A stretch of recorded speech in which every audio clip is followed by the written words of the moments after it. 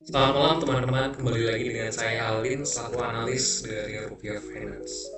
Nah, di video kali ini kita akan membahas apa itu rasio price earning ratio atau PER yang nantinya akan kita gunakan sebagai salah satu rasio penting dalam menganalisa fundamental suatu perusahaan. Nah, buat teman-teman yang belum tahu apa itu analisa fundamental, nah secara umum fundamental adalah dasar ataupun hal-hal dasar yang menjadi pokok dasar landasan dari suatu sistem, konsep, atau proses. Dalam menganalisa perusahaan, analisa fundamental berfungsi untuk mengetahui bagaimana sih dasar ataupun landasan bisnis yang dimiliki oleh perusahaan, sehingga nantinya teman-teman bisa mengetahui harga wajar ataupun valuasi yang wajar bagi perusahaan yang teman-teman sedang perdalami. Dalam analisa fundamental, terdapat beberapa aspek yang menjadi hal sangat penting untuk diperhatikan. Yang pertama itu adalah aspek finance yang biasanya kita ketahui melalui laporan keuangan, lalu ada bisnis model dari perusahaan tersebut, yaitu untuk memahami bagaimana sih cara perusahaan tersebut bekerja dan mendapatkan laba dari bisnisnya.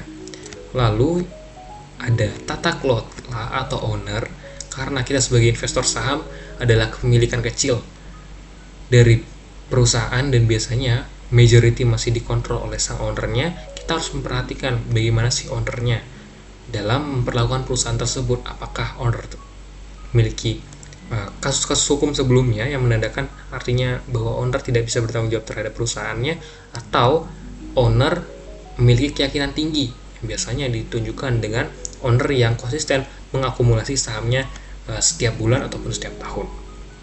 Lalu hal yang terakhir dan tidak wajib untuk kita ketahui adalah prospek. Prospek sangat penting untuk diketahui karena prospek ini artinya masa depan dari perusahaan. Semakin cerah prospek yang dimiliki oleh perusahaan, artinya perusahaan memiliki nilai yang tinggi untuk kita hold hingga masa depan. Apalagi sebagai seorang investor saham yang berbasis fundamental investing. Nah, lalu kenapa kita pakai analisa fundamental? Seperti yang kita ketahui bahwa price ataupun harga is what you pay and the value is what you get. Kata-kata ini berasal dari seorang Warren Buffett yang merupakan investor terkaya di dunia. Sederhananya, price is what you pay atau value is what you get adalah kata-kata yang menandakan bahwa harga adalah apa yang kita bayarkan dan value adalah apa yang kita dapat. Dalam menganalisa sebuah perusahaan, kita harus bisa membedakan yang mana harga dan yang mana value atau nilai wajar dari perusahaan tersebut. Karena dalam pasar saham, harga belum tentu bisa merepresentasikan harga wajar dari perusahaan tersebut. Untuk mengetahui harga wajar, analisa yang bisa kita gunakan adalah analisa fundamental yang berfokus pada pendekatan value investing. Pendekatan value investing inilah yang nantinya harus menjadi acuan teman-teman untuk menentukan berapa sih harga wajar yang dimiliki oleh perusahaan tersebut setelah mengetahui bagaimana kondisi keuangan, kondisi finansial, kondisi ownernya, kondisi tata kelolanya, kondisi model bisnisnya, dan prospeknya di masa depan. Setelah melalui tahapan itu semua, barulah teman-teman bisa mengetahui berapa sih intrinsic value ataupun harga wajar yang dimiliki oleh perusahaan tersebut. Saat mempelajari analisa fundamental, kita akan bisa nih menilai value yang dimiliki oleh perusahaan. Seperti yang saya katakan tadi, value itu adalah hal yang berbeda dengan harga saham. Untuk menentukan value dibutuhkan analisa yang mendalam, analisa yang deep, sehingga teman-teman bisa mengerti apa sih yang menjadi isi dari perusahaan tersebut. Akan lebih baik jika seandainya teman-teman bisa meriset secara dalam perusahaan tersebut hingga bisa mengetahui bagaimana sih kenyataannya di real market ataupun di lapangan.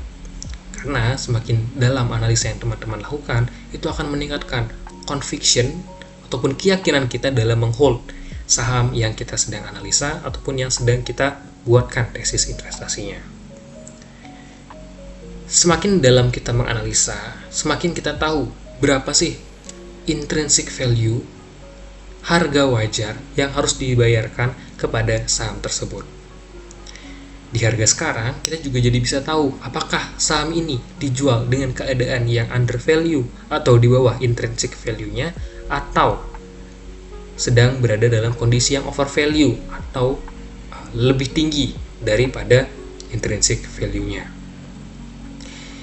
Dalam mengetahui intrinsic value ini akan benar-benar membantu teman-teman untuk menentukan berapa sih potensial return yang akan teman-teman dapatkan. Karena semakin tinggi intrinsic value-nya, jika dibandingkan dengan harga saham, artinya teman-teman memiliki peluang untuk mendapatkan keuntungan dari saham tersebut. Konsep tersebutlah yang kita kenal dengan istilah margin of safety ataupun nilai aman suatu saham. Semakin besar margin of safety yang diberikan oleh suatu saham, semakin besar juga kemungkinan keuntungan yang akan kita dapat di masa depan. Bagi saya sendiri, menentukan margin of safety yang wajar saat kita ingin membeli sebuah perusahaan ada di angka 30-40%. Dimana artinya jika seandainya perusahaan bisa kembali ke nilai wajarnya ataupun intrinsic value-nya, teman-teman setidaknya bisa mendapatkan return minimal 60-80%. Karena margin of safety itu harus dikali 2 dari harga pembelian awal teman-teman. Keuntungan 60-80% ini dalam suatu investasi adalah keuntungan yang cukup besar. Dan sekarang kita tinggal memikirkan berapa banyak dan berapa lama kita mampu untuk menghold saham-saham tersebut. Nah, rasio adalah salah satu aspek fundamental yang digunakan untuk menentukan intrinsic value sebuah perusahaan. Bagi yang belum tahu, rasio itu adalah perbandingan 2 atau lebih angka yang menunjukkan ukuran dan hubungannya satu sama lain. Biasanya, rasio ini digunakan untuk mendefinisikan seberapa banyak sih ataupun seberapa dikit nilai yang kita miliki terhadap suatu perbandingan. Contohnya di iklan-iklan sabun yang digunakan di televisi. Iklan-iklan sabun tersebut sering banget nih bilang kepada kita bahwa 9 dari 10 orang Indonesia telah menggunakan sabun yang mereka miliki. Dimana artinya 90% orang Indonesia telah merasakan, menggunakan, atau bahkan membeli sabun yang ditawarkan oleh produk mereka. Biasanya, persentase rasio yang semakin tinggi akan meningkatkan keyakinan customer terhadap produk yang dimiliki oleh perusahaan. Nah, begitu juga dengan yang ada di saham. Tujuan rasio ini adalah untuk memperlihatkan perbandingan yang lebih dalam atau lebih deep dalam menganalisa sebuah perusahaan. Contohnya, seperti yang kita gunakan di layar teman-teman ini. Di sebelah kiri kita anggap sebagai perusahaan A, di sebelah kanan kita anggap sebagai perusahaan B. Perusahaan A bisa menghasilkan laba bersih sebanyak 5 juta dan perusahaan B bisa menghasilkan laba bersih sebanyak 10 juta. Jika seandainya teman-teman hanya menggunakan perbandingan antara laba bersih, tentunya teman-teman akan lebih tertarik terhadap perusahaan B. Tetapi jika seandainya teman-teman menambahkan aspek pendapatan kepada dua perusahaan tersebut, kita ketahui bahwa perusahaan A memiliki pendapatan sebanyak 30 juta dan perusahaan B memiliki pendapatan sebanyak 100 juta. Yang dimana jika seandainya kita hitung margin keuntungannya, perusahaan A memiliki margin keuntungan yang lebih besar dibandingkan dengan perusahaan B. Perusahaan A memiliki margin keuntungan sebanyak 16%, sedangkan perusahaan B hanya memiliki margin keuntungan sebesar 10%. Jika seandainya kita sudah melihat perbandingan secara kompleks seperti ini ataupun secara lengkap seperti ini, teman-teman akan bisa nih menyimpulkan mana sih perusahaan yang lebih bagus harganya dan kemampuan dalam menghasilkan labanya. Sehingga dapat kita katakan bahwa rasio keuangan adalah alat analisis yang digunakan untuk menilai kinerja dan kesehatan finansial perusahaan. Perlu kita highlight bahwa rasio keuangan hanya bisa digunakan untuk menilai kinerja dan kesehatan finansial sebuah perusahaan. Karena analisa fundamental itu kompleks, teman-teman tidak hanya bisa menggunakan rasio fundamental ataupun rasio keuangan untuk menjadi keputusan pembelian suatu saham.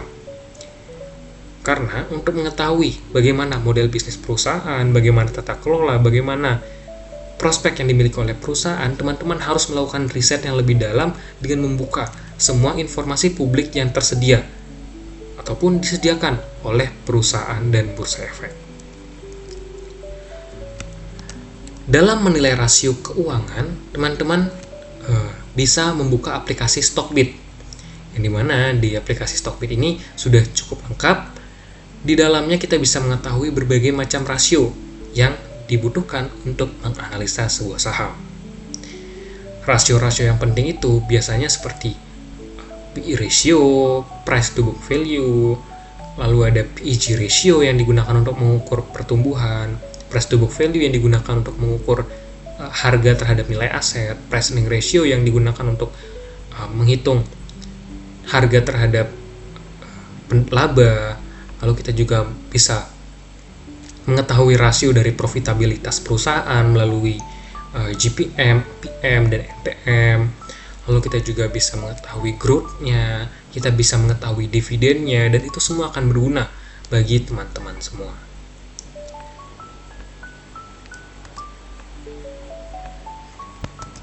Di video kali ini, kita akan membahas bagaimana cara menggunakan rasio yang kita sebut dengan price earning ratio. Nah, buat yang belum tahu, price earning ratio ini adalah rasio yang membandingkan harga dengan laba perusahaan. Price artinya harga, earning adalah laba. Jadi, price earning ratio adalah rasio untuk membandingkan harga saham dengan laba yang diperoleh oleh perusahaan. Perlu diingat bahwa semakin kecil PER, semakin bagus dan murah perusahaan tersebut. Karena PER ini menandakan bahwa jika perusahaan tersebut dijual ataupun menghasilkan laba yang konstan sama setiap tahunnya, perusahaan tersebut akan bisa balik modal dalam waktu sejumlah PER ini. Hal yang kita harus perhatikan dalam menganalisa sebuah PER ataupun menghitung sebuah PER, yang pertama adalah laba bersih yang bisa kita dapatkan melalui laporan keuangan ataupun aplikasi-aplikasi sekuritas. Yang saya lebih sarankan yaitu membukanya lewat laporan keuangan, karena di laporan keuangan teman-teman akan mendapatkan info yang lebih resmi. Lalu ada harga saham yang bisa kalian dapatkan dari sekuritas, lalu ada jumlah saham beredar yang bisa juga teman-teman dapatkan infonya dari sekuritas ataupun laporan keuangan. Nah, price earning ratio, terdapat dua tahapan untuk menghitung price earning ratio. Yang pertama, sebelum menghitung price earning ratio, kita harus mengetahui berapa EPS-nya. EPS adalah earning per share ataupun laba per saham yang didapatkan oleh perusahaan. Yang dimana cara menghitungnya adalah laba bersih dibagi dengan jumlah saham yang beredar. PER. Nah, setelah mengetahui EPS-nya, lalu kita akan lanjut mencari PER-nya. Price earning ratio adalah harga saham dibagi dengan EPS-nya. Nah, mungkin teman-teman banyak yang bakalan bingung jika seandainya saya menjelaskan seperti itu, jadi ayo kita masuk ke contohnya saja. Nah, di sini kita sudah menyediakan data dari perusahaan Astra Indonesia dan Bank Rakyat Indonesia. Di beberapa waktu belakangan, sempat ada waktu di mana saham Astra Indonesia dan Bank Rakyat Indonesia ini dijual di harga yang sama, yaitu sama-sama di harga 5.000. Jika kita melihat harganya saja, tentunya kita belum bisa nih untuk menentukan mana sih perusahaan yang memiliki kemampuan untuk menghasilkan laba lebih tinggi ataupun dijual dengan valuasi yang lebih murah antara satu sama lain. Diperlukan rasio-rasio tambahan untuk kita mengetahui bagaimana kondisi keuangan yang dimiliki oleh kedua perusahaan. Setelah kita baca earning per share dan kita dapatkan hasilnya, yaitu Astra earning per share yang sebesar 841 kali dan Bank Rakyat Indonesia earning per share-nya sebesar 396 kali. Dimana artinya Astra memiliki kemampuan laba yang dihasilkan lebih tinggi, 2 kali lipat dibandingkan Bank Rakyat Indonesia. Padahal harganya antara kedua saham itu sama-sama di harga 5.000. Kita lanjut ke menghitung PER. ASI dan BBRI, perlu diingat kembali bahwa rumus PER adalah harga saham dibagi dengan earning per share. Harga saham ASI adalah 5.000 dan earning per share-nya seperti yang kita dapatkan tadi yaitu 841. Nah, jika dibagi, itu hasilnya adalah 5,9 kali. PER BBRI itu sebesar harga sahamnya dibagi dengan 396. Harga sahamnya 5.000 dibagi dengan 396, hasilnya yaitu sebesar 12,6 kali. Diingat kembali bahwa semakin rendah PER artinya semakin bagus, karena perusahaan yang memiliki PER yang rendah artinya perusahaan tersebut sedang dijual dengan harga yang lebih murah. Dari rasio PER yang kita dapatkan, artinya jika seandainya kita membeli Astra di harga 5.000, Astra akan bisa kita akan bisa balik modal dalam kurun waktu 5,9 tahun. Dan jika seandainya kita membeli BBRI di harga 5.000, artinya kita bisa balik modal dari saham BBRI selama 12,6 tahun. PER ini ada juga yang kita kenal dengan PER tahun berjalan. PER tahun berjalan ada dua jenis, yaitu TTM dan annualized. TTM adalah singkatan dari trailing 12 months atau 12 bulan terakhir. Di mana saat kita menghitung sebuah saham, menghitung PER sebuah saham, kita akan membutuhkan data EPS. Nah, jika seandainya perusahaan sudah mengeluarkan earning per share di kuartal 1, kuartal 2, dan kuartal 3, tapi kuartal 4-nya belum, kuartal 4 tahun sebelumnya akan digunakan sebagai acuan untuk EPS perusahaan tersebut di saat itu. Begitu juga semisalnya Q3-nya tidak diketahui. Nah, Q3 tahun lalu akan digunakan untuk menghitung PER dari perusahaan tersebut. Bagaimana jika seandainya Q3 dan Q4 tidak diketahui?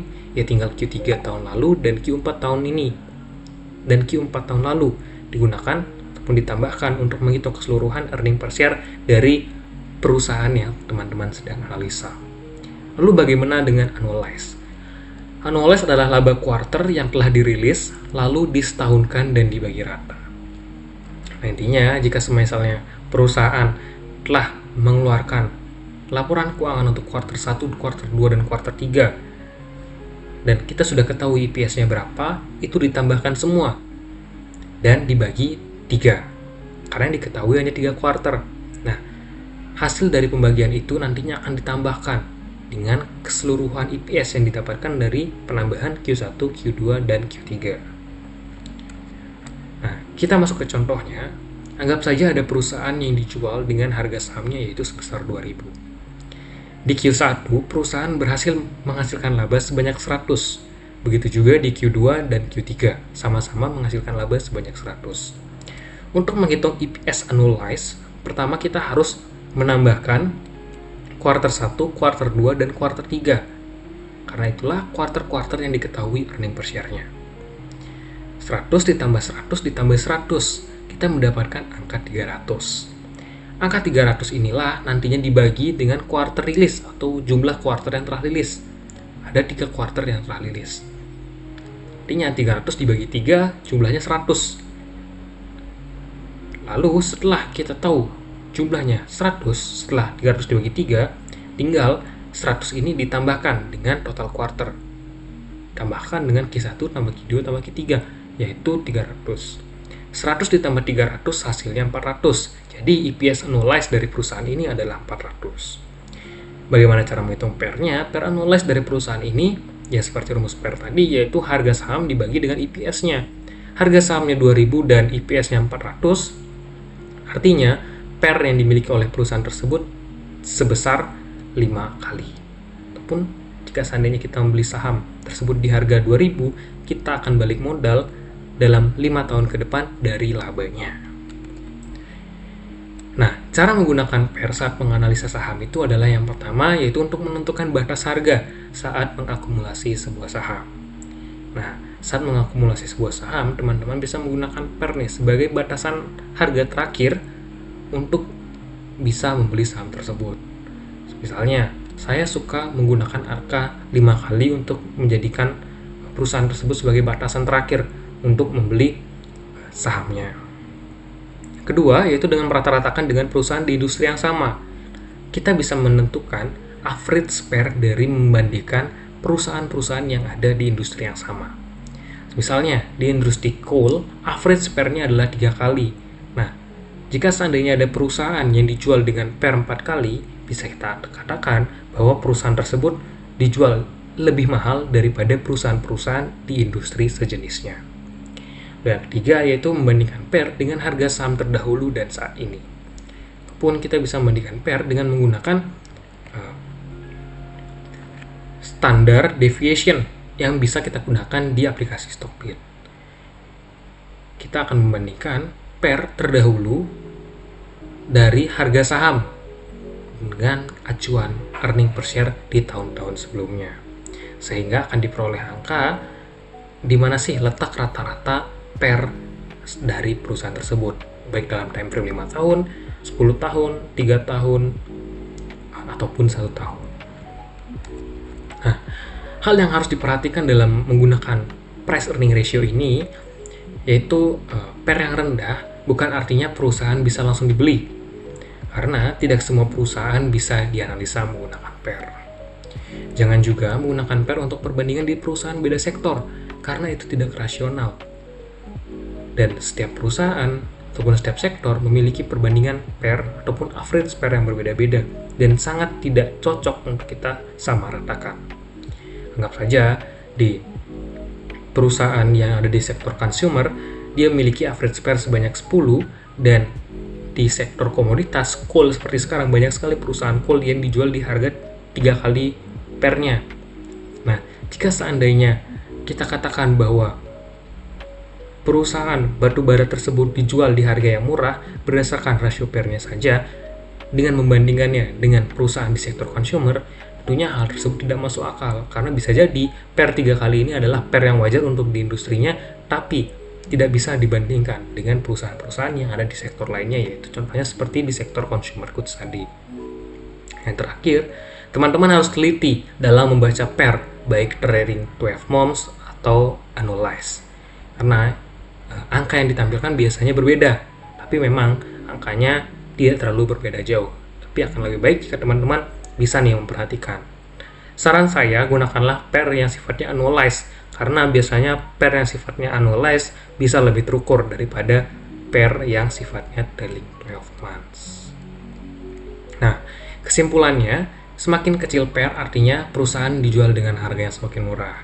Berdasarkan contoh sebelumnya, walaupun BBRI dan ASI memiliki harga yang sama, tapi value yang mereka berikan berbeda jika berdasarkan laba bersihnya.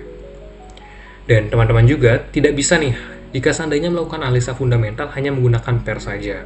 Karena teman-teman perlu untuk menggunakan rasio-rasio lainnya untuk mengkomplitkan ataupun melengkapi tesis investasi yang teman-teman buat. Semakin lengkap tesis investasi yang teman-teman buat, teman-teman akan memiliki conviction yang tinggi dalam menghold saham yang sedang teman-teman analisa. Maka daripada itu, janganlah untuk selalu bergantung pada PER, tapi jadikan PER sebagai salah satu rasio yang bisa digunakan untuk menentukan intrinsic value sebuah perusahaan. Sebagai penutup, ya intinya bagi teman-teman, kalau mau kaya, ya subscribe rupiah. #investasiKaya. Sekian saja video saya hari ini. Saya ucapkan terima kasih bagi teman-teman semua dan salam investasi. Thank you semua.